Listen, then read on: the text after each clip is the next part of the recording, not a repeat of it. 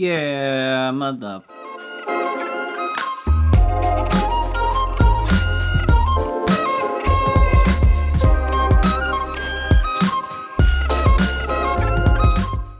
What's going on, guys? FruityTechFPV here, and in today's video we're going to go on to part 2 of how to build your drone. Now, we already have our frame built, the smoothie frame that I did earlier in part 1.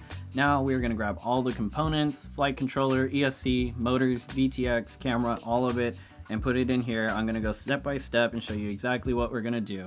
And then also show you where the wires are going to go for VTX and your receiver and all of that stuff. But before we get into that, just a couple things that you're going to need in order to get this done. So the first thing you're going to need is a hex screwdrivers. I would go with a 1.5 millimeter and a 2.0 millimeter, just because those are the most common ones that you use to put anything onto your drone. Next thing you're going to need is a soldering kit. Now these vary in prices. I got mine I think for about $89, so 90 bucks. And it works really great. I'll try and find it again and put a link down so you guys can find that. And last but not least, we need the most important part, which I think is the most important part in order to make sure your drone does not break or short when you turn it on, is a smoke stopper. So a smoke stopper, basically what it does is it stops any kind of short that happens, and what it does is it'll beep. And if it ends up beeping and keeping a long tone, that means that you have a short in your quad, which means you have to go back and check everything and see if everything is connected correctly. So I actually had to wait and buy a new one because my old one ended up being shorted out itself. Anything that I plugged it into, it wouldn't even make it past like the first 3 tones, and it would just straight go to a short. And I know my quads are good because I've been flying these every day, or well, every day that I can, and I've had no issues with them. And then I got this one, tried it out, works perfect. So always make sure that your smoke stoppers are working correctly, because that freaked me out and I thought all my quads had some kind of wire messed up and I was about to tear them all apart. But luckily this came in quick enough for me to check everything and not freak out and destroy all my quads. Now that we got all that out the way, we can start hopping into the components. I will show you exactly what I got and what I'm putting into this frame, and yeah, let's just hop right into it. Now, Axis Flying packaged this pretty nice. It was only just the motors that came in this box, but since there was enough room in here, I put all the stuff that I'm using into this box. That way you have a better preview of what I got. So let's just go ahead, pop the top, and I will show you what we got. So we are working with, well, not this. I actually just got an extra Radix 2. Ooh, wow, that glare on this bag is insane. I gotta kind of move my hand out of the way. But I got this as a spare because they came out with a new revision of it. So this is a really great flight controller. I do recommend it if you want to get an H7. But we are actually going to try out a different H7 today. And that one is the Holybro Cacute H7 with the ESC combo. Yeah, this glare is insane. So I'm going to have to find a way. But if I get it at an angle, you can see it. So we're using this stack along with the Axis Flying BBV 3s. There it goes. Yeah, that glare. Alright, yeah, I'll try this. There you go. So the Blackbird V3s, 1975 kV. I'm really stoked to try these. I am honestly super excited because I love Axis Flying. They have really great motors, and Blackbird coming out with a new revision of his own motor. Ooh, I never got to try those ones out, and I really wanted to, but I'm just going to go with the V3s and just stick to it.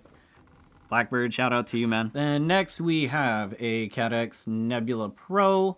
Yeah, man, this glare, I mean, even my top thing is pretty glary here. We're gonna do something real quick. Quick. Up. There, it's a little bit better on the glare. But, so yeah, CATX Nebula Pro. And, of course, I had to go with this because low latency and all that stuff. I mean, as low as it can get. And you can't go wrong with the Nebula Pro version. I usually run the DJI cams instead, but I figured I've only have one quad that has a Nebula Pro, so I should probably get another one that has it, because these are really good and they are lighter. So next, for our receiver, we are using Crossfire. I have never had an issue with Crossfire ever. I do have one quad that has Tracer on it and I do love it, but I'm just going to stick with Crossfire because I know it's good and reliable and I have no issues with them. And of course, in part 1 you saw the UMA grip. I'm going to put that on there.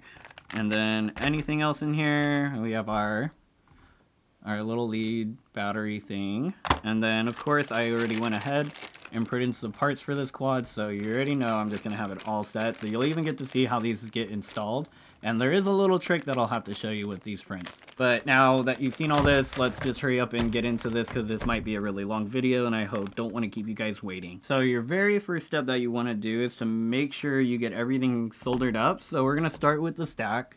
The only thing we're going to really work on is getting that battery lead on there, and then also getting the motor pads soldered together too. Now with the H7 stack, it does come pre-assembled, which is pretty nice. I think it just looks really good together when you do that. So when you get this, if you end up getting this stack, you're gonna just have to disassemble, and then you'll be good to go. Now that we have them separated, we can go ahead and put the flight controller aside, and then we're gonna focus on the ESC. So with your ESC, you are going to get your soldering station and you're gonna turn it on. Now, usually I go between 750 to 800 degrees Fahrenheit. That way I have it hot enough for me to do it nice and quick, but also give it some time to do some wiggle room. You don't want to keep that iron on there for too long, because you're going to warm this board up really fast, and then you might end up shorting something or just breaking something, melting it. So the way I like to start is to just start all around from the motors and then get the battery pads, and the same thing around on the other side. Another thing that I like to do is to have some kind of like weight on the board. That way it's not wiggling around while I'm trying to work on these pads. So usually just grab electrical tape, like a roll of it, and put it right on top. It has enough weight that it's not crushing it, and you can already get started on this. Another good tool to have while working on your pads and stuff is actually some liquid flux pen. So what this actually does is help your pads to make it easier to put the solder on. That way it's not bouncing off of it or not going on there. So it really does help with that. So we're going to apply some of this. Now you don't need a whole coat or anything, just a good swipe like this is good. And then we can get started. Now, I'm not an expert on soldering. I know the way I do it works. So what you want to do is, wet the tip, get it ready. Then you're going to come in on the pads. Now, it's probably hard to see this. I'll have to try and zoom in. You're going to get on the pad, and then just start putting solder on there. Lift off quick, and you'll see that there is a nice little ball right there. Okay, now that we have it at a better angle, we can get these going. I'm not going to do a whole time lapse. You're just going to see me do maybe 2 more of these, and then we're going to skip all that, and you're going to have that ready. Get your iron, wet it up, put it on the pad, and stick the solder on. Boop, pull back, and you're good. Now you might need to fiddle around just a tiny bit just to kind of get the full pad covered. So we're going to just do quick taps. That's the thing, quick taps. All right, now that we have all of our motor pads set, it's time to move on to the battery pad, which is somewhat different than doing the motor pads. Now, when working on your battery leads, you need to have your temperature a bit hotter, because these are some pretty big pads, and you want to be able to make sure that you can get all that surface to melt the solder on there. So I set it to about 800, 815, just to make sure that it's got the right temperature. And then we're going to go ahead, get this, and then, can't forget, good old flux. There we go. Now, I don't like to stay on the pads for too long, so we try to just feed it as fast as we can. So we'll go on there, boom, just push it in there. It's gonna just go right on the pad. Let go, we'll give that a sec for it to solidify, and then we can work on the next pad, and just go, just push it in there, and then let go. Now, this isn't the best battery lead thing. I'm gonna have to clean it up a bit, but you get the idea. You don't want to keep it on there for too long. You want to just go nice and fast and then have that nice good blob on there. Now that we have everything soldered up, we can start fitting everything into the frame.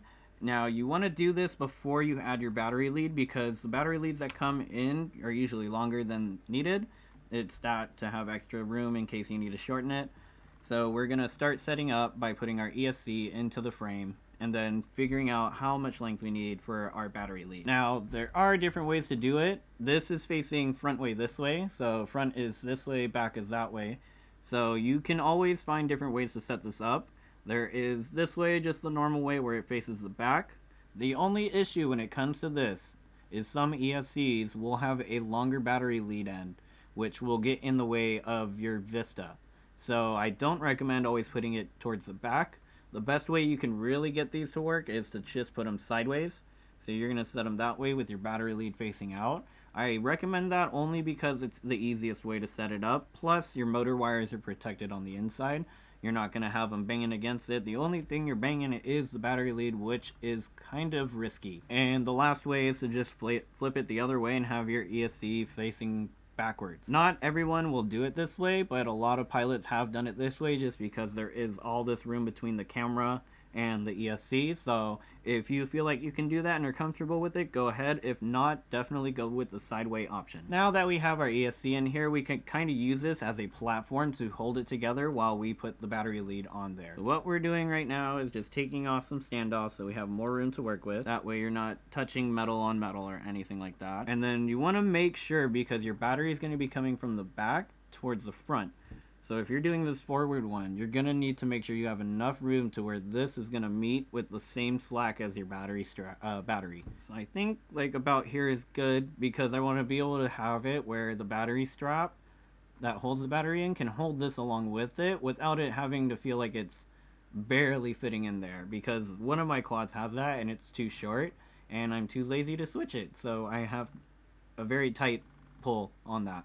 So don't recommend that. So I think about here is a good position. So what I'm gonna do is actually pull it back just a tiny bit, and then I'm gonna get something to mark it with. So you can use clippers, you can use a marker or something like that. What I'm gonna do is just crimp it a little, and you're gonna see the incision there. Now all you gotta do is just cut the length, and then you're gonna want to just solder the ends. That way you have it all set. And the next part, you want to make sure that you have your wires on the correct side. Positive is on this side for here, negative on this side.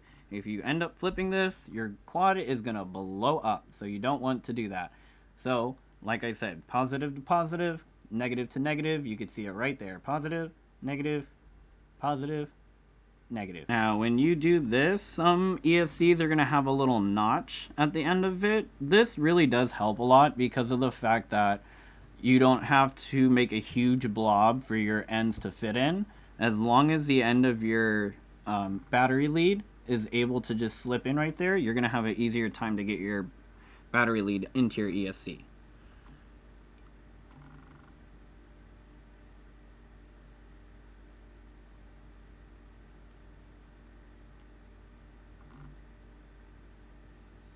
And there you have it, battery lead is connected. So one thing you want to make sure too is that the way you have it angled, it's not going to bump against anything. So I'm going to have to adjust this just a slight. I just need to turn the angle down a tiny bit, that way I can wrap it around accordingly. And then we are good to go. Now I already went ahead and got some zip ties to hold down the battery lead, and also a capacitor that I installed. And what I'm going to be doing is adding 2 capacitors in here just to filter out any extra noise and stuff. One thing that I talked to a friend about was noticing that with 2 capacitors, the video feed is definitely a lot cleaner. So I'm going to give that a test now, because I only have one quad that I have 2 capacitors on, and I don't know if that's true or not. So with this new build, I'll be able to test that out. So the way I go about using my capacitors is I make this. And basically what it is just your capacitor with some heat shrink over it and some wires attached to the ends.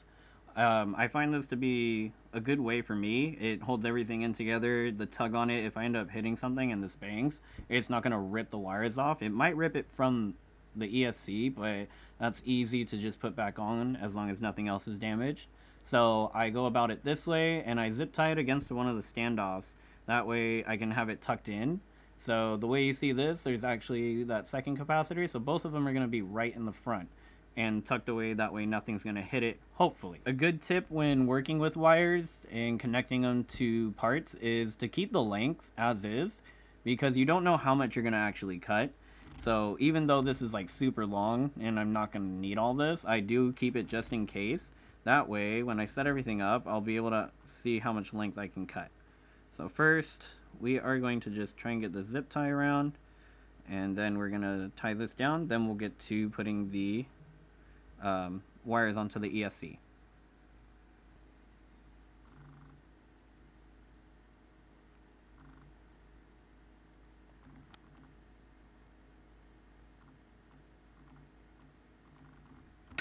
wires are all set on there, and you just want to make sure that there's a good blob on those so that way they stay secure. Now we can finally move on to the more stuff, putting on the motors and setting up your flight controller, so let's get into that. Now that you have your ESC set up, we can start putting the motors on and some of the 3D prints, so let's go ahead and do that. So what you're going to do is you're going to get your 3D prints. If you have them, you're going to start installing them onto this frame. Now these arm guards are only like half a print, if that makes sense, as in on the bottom when you look at it, it's only going to cover the top half here. So when you have your skids on at the bottom, there is going to be a gap in between.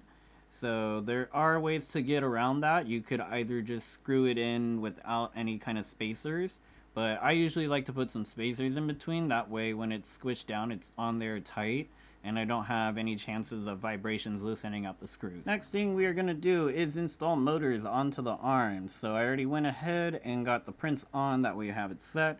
I only put 2 screws in just to have it locked in. We're not going to fully set it up just yet, just to make sure everything fits right. Pretty simple. Grab your motor, line it up with the screws, and then get it tightened on there. Then you will repeat on all 4 arms, and then you will have motors set. Cool. All 4 motors are screwed on here. Now what we can do next is find the length of these wires, and then we're going to trim them and then solder them onto the ESC. Now depending on how you set up your ESC is the way you're going to actually set up all of this. So let's see here. Now a good tip when doing this, depending on which way you have your ESC set up, will be the best way to figure out which way or which length you need. So one thing I like to do is to just get electrical tape, and then we're going to strap down the wires so they're just about taped at the end. That way I have a little bit of slack to move them, but at least enough to where it's not flopping around. Now there are different ways to set up your ESC, and depending on which way you have it oriented is the way you're going to be wiring your motors.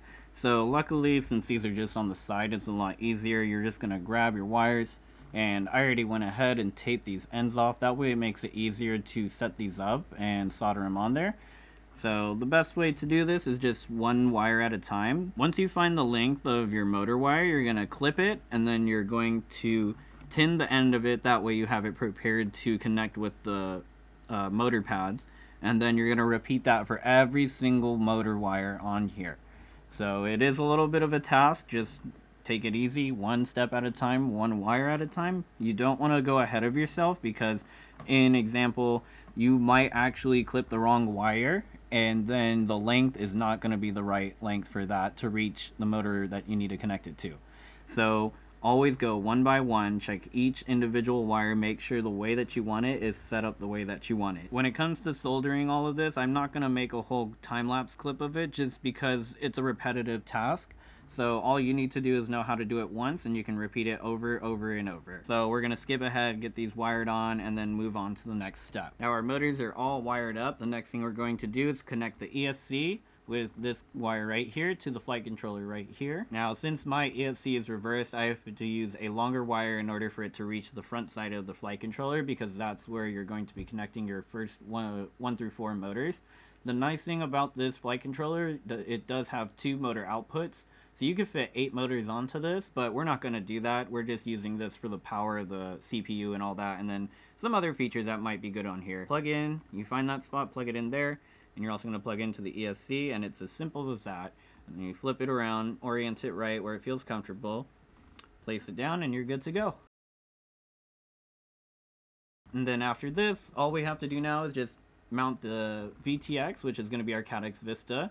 It's going to go right in the back of here, and we're going to feed the camera through somehow. The best way I do it is to just put it in between the ESC and the flight controller. That way you have ease of access getting through it, instead of having to take your ESC, unsolder the motors, and then reach under there to get the wire out. So best way is in between your stack, easy access, you're good to go. So when it comes to mounting your Cadex Vista, you have options. You can either use double-sided tape to just plop it right on there, which is okay, but it does wear off after time, especially going through dirt and other like harsh environments. Another way is if your frame happens to have screw mounts, you can easily just screw mount it. And the nice thing about that is you can get some spacers, that way you don't have metal touching metal, and then it kind of dampens the vibration on it too. Now before we can get the Vista installed, we actually have to do some soldering on the Vista. So if you look on the back there are these pads, and what you're gonna do is just solder them on. Now depending on what controller you are using,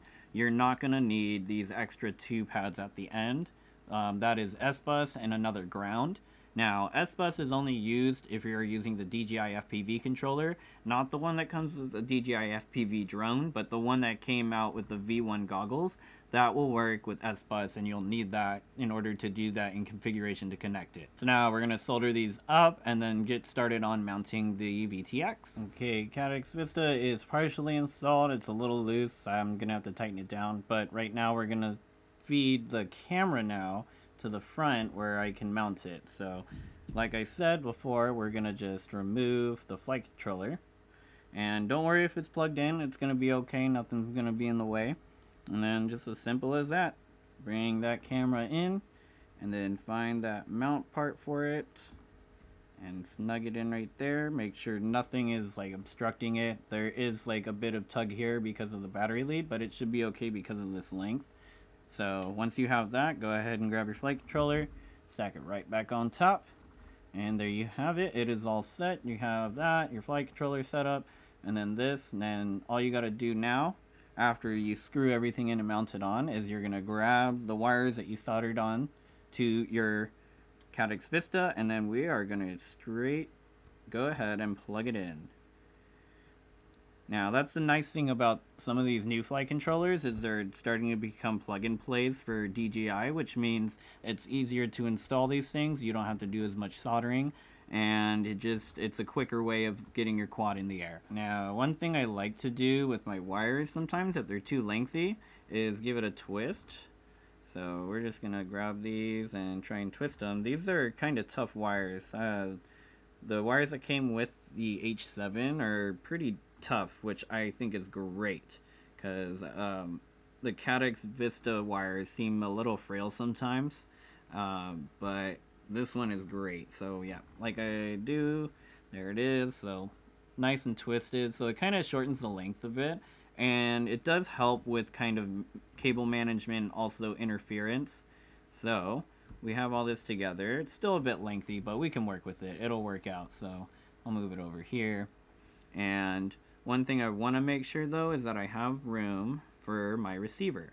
So this wire, yep, is pretty lengthy, so we're going to do it like that. And there we go. We're going to have this space right here to put my receiver on. Alright, our Vista is tightened down. The camera is mounted. Now all I need to do now is just get the antenna attached to the Caddx Vista. After that, we can do everything else, install the receiver, double check everything and make sure the wires are correct. Then we can finally do our first test plugin. Now all these 3D printed parts is linked in the part 1 video, so it's going to have all these to help you get started if you want to print your own parts and pick your own colors and stuff. If not, you'll just have to go to a online website that sells 3D printed parts and they'll be able to get these to you. Now the nice thing about this one is this is a universal antenna mount, so basically if you have a Caddx Vista and you have like the cherry end, this will work on any quad. It doesn't matter which quad it is. It has this stretched out long enough to where even when you mount it on the thinner ones, like thinner frames, it's still going to hold it together pretty well and you'll be able to still fit it in. The only thing that I have to do is to cut off the plastic tubing on the antenna because it won't fit in here along with it. It is a stubby print, so if you like stubbies, this is what you want to go with. If not, you can find other ones that probably have a different type of mount that keeps it with the tubing on it. So just like that, we are going to just put it in there, pop it in. And the one thing that I love when it comes to these ones, these stubby antennas, is they're held in pretty tight with this part right here. So it's not going to go anywhere, it's not going to pop off, it's going to be pretty stable and like stuck in there. Cool. Next we're just going to, oh wait, actually, go in. Now in order to install the antenna, we have to take apart this screw and this little mount right here for the antenna. So we're going to go ahead and unscrew this corner. Now you want to be sort of careful when pulling this out, especially if you already have it mounted, because this is going to be pushed down a bit. So your best bet is to loosen your corner a bit on the mount. That way you have a better ease of getting this out. The easiest way to get this out is to just get some pliers and to just kind of find your way in there. And you want to get this side out. That has where the screw is supposed to go. So the easiest way is to just kind of find it, wiggle it a bit, kind of move it around, and it'll eventually pop out. Now, next thing is you're gonna want to move it out of the way. And one note about this, Cadex Vistas use UFL plugins, and they are LHCPs, which means that you need a certain type of plugin in order for this to connect, and you need a certain type of polarity in order for it to work. Now, I can't really go into detail on that because there's several different things and other things to explain about it, but just know when it comes to DJI and its digital stuff, LHCP is the way to go, and the UFL connections for your Vista antenna. So they simply just pop right in. There's not much work to it. You might have to like wiggle it a bit. I'm in a tight spot. I don't have small fingers. I've got stubby fingers, but not small fingers. So once you get your antenna plugged in, looks secure, you're gonna go back to your little clamp. There is a little peg underneath that fits in this tiny hole right here. I don't know if you can see it. In this tiny hole right here, there is a peg underneath the Vista that you slip it under in order for it to lock in. So we're gonna just hope for the best and get it in there on first try. And I think we did. Next up, you just gotta work your way, and of course my hand's in the way of the camera so you can't see exactly what I'm doing, but simply we are just trying to get this back into the slot of where this corner screw is. Being a little finicky. Alright, now that the antenna is attached, we can go ahead and mount this on there, and fairly simple, just goes right through the holes. And then you can kind of adjust it if you feel like. For the most part, it's going to fit in perfectly and you won't have much issue with it. So I like to push it down a little just to have some space in between the top plate and the antenna. There you go. Just like that, you have your antenna set. Your Cadex Vista is there. Flight controller is plugged in along with the ESC. We have our battery lead set up along with capacitors, and the camera is mounted in the front. We are basically all set. The last thing we need to do is add the receiver. So the receiver that we are using is the Crossfire, and yeah, that's basically it. There's nothing fancy about it. It's just a small little receiver that fits perfectly in your quad, and that's how you get your controller to connect to your quad and make it work. Now, this is the Crossfire Receiver Pro. So this is the newest one that just came out, and from what they said on there is the milliwatts on here is a lot bigger. I think they said it was a 500 milliwatt receiver compared to the 25 milliwatt that's been out for a while. So this is going to definitely help with range on connectivity with your controller. So if you feel like you're doing long range or anything, this is perfect. I just got it because it's nice and I want to try it out and see if it works well and if it makes a difference between the 25 milliwatt and the 500 milliwatt. I do like though that they actually labeled these instead, because on the old Crossfire it would just have the positive, negative 1 and 2. And I always got confused on that. I wasn't sure what was channel 1 and what was channel 2, so I'm glad that they put the TX and RX ground and power on here so it's easier to solder. With the 4 pins here, we're going to start lining up our wires. So we have power, which is going to be our second one. Ground is going to be our first. Then we have TX. Now, depending on what you want, you can dedicate yellow to TX or white to TX and the same way around. So the way I'm going to do it is set TX to yellow and RX to white. Next, all we got to do is tin this up, solder them on, and then we can go to the next part. Alright, the RX is all set up. All you have to do now is just cut to length and then solder it onto the flight controller. Now, when it comes to connecting your receiver, usually each flight controller will have its own diagram. That way you can see which ports it'll connect to. So for my case, I usually just try to find whichever port that isn't used, that is on an open side. So right here we have, looks like UART3, and UART4 are open here. So we can use one or the other for this. And even UART6 is open right here, so we could use that too. Usually I like to keep my UARTs close, so I'm going to go with the UART3, which is right here. So we have everything tinned up, and we have our wires and everything mounted, so now we can go ahead and start soldering onto the board. Follow accordingly. You're going to need power to power. So you got your power set. Next, you're going to take your ground, and you're going to go onto the ground pad and connect that there.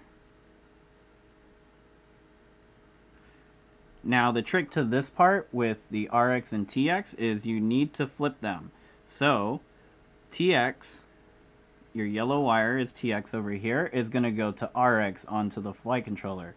And then your RX, which is your white wire, goes to TX onto the flight controller. So, like so, TX is going to go on this side to the R. Then we grab our TX, and we are going to do the same exact thing, and it goes onto the TX. So I meant RX to TX, and then TX to RX, as you can see. So yellow is TX, which goes to RX, and then RX, which is white, goes to TX. Now that everything is put together, we can finally do a battery test. Always double check though to make sure your wires are connected and everything is good. No solder bulbs or solder bubbles, whatever you want to call them, are connecting or touching. Nothing else is scraping against the metal. And then we can finally grab our smoke stopper and a battery and give this thing a go. Now we plug in our smoke stopper, and finally, fingers crossed guys, that this thing actually turns on and works. In order to know that it works, you're going to hear a first 3-tone and then 2 tones to confirm the connection. So, here we go.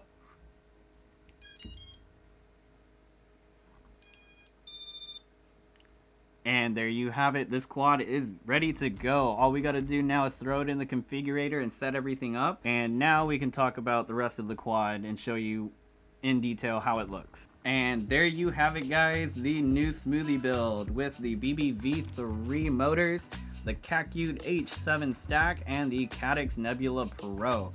I gotta say, this is gonna be one of my new favorite quads to fly just because of the fact that it's got more high-end parts, and I don't usually get to spend money on high-end parts. Usually my builds consist of more budget-friendly stuff, so I'm really excited to test this out. I'll be able to get to fly it tomorrow when I go meet up with some friends to go fly at a spot. So let's hope this thing flies really good. I just need to configure it and whatnot, get it all set up, and then it's good to go. But now that all that's done, I can finally go on to a very special announcement that I'll be having. And yeah, we're just gonna hop over there right now. So starting my FPV journey, I created a whole new account on Instagram just to post all my FPV content. And so I had to start from scratch. My old account was over, I want to say over 1,000 followers. I don't know exactly, but I basically had to start over and get back to 1,000 followers on this new account. And I hit that milestone just last week. So to celebrate that, I want to give back to the people that have helped me through all this and the people that follow me and everything who have supported me through this whole thing. I am going to be giving away a TBS Mambo controller, and I ended up buying 2 of these on accident, so to give back to you guys are going to be able to get a chance to get an Ethix Mambo controller. Now, some specific rules that I have to point out. On Instagram only, I will be posting the rules on there, but there is one rule that I have to say that is very specific. And it hurts me to say this because I want to be able to give to anyone who enters, but I can only do the giveaway in the US. Now, the only reason why is because I can't handle shippings outside of the country yet. I'm not too familiar with handling all that. So I will eventually figure that out and find a way to have an easy way to get things out to people outside of America. And I will definitely be doing more giveaways for sure because I want to give back to you guys. Y'all are dope. This hobby is dope. And I want people to get into the hobby and fly. Like, it's just so much fun. So right now, giveaways are going to be in the US. Eventually, I will progress into out of the country and giving away worldwide. So thank you guys for watching this video. I truly appreciate it. I hope you learned something. I know it's not the best tutorial on how to build a drone. There are tons of other ones. Joshua Bardwell, other people, famous FPV pilots that know what they're doing. I'm just giving you a rendition of what I feel is the way I go about building drones, and I hope you learned something from it. So once again, thank you. And keep an eye out for that giveaway on Instagram. Like, subscribe, do the things, hit the buttons. I don't care. Just enjoy the video.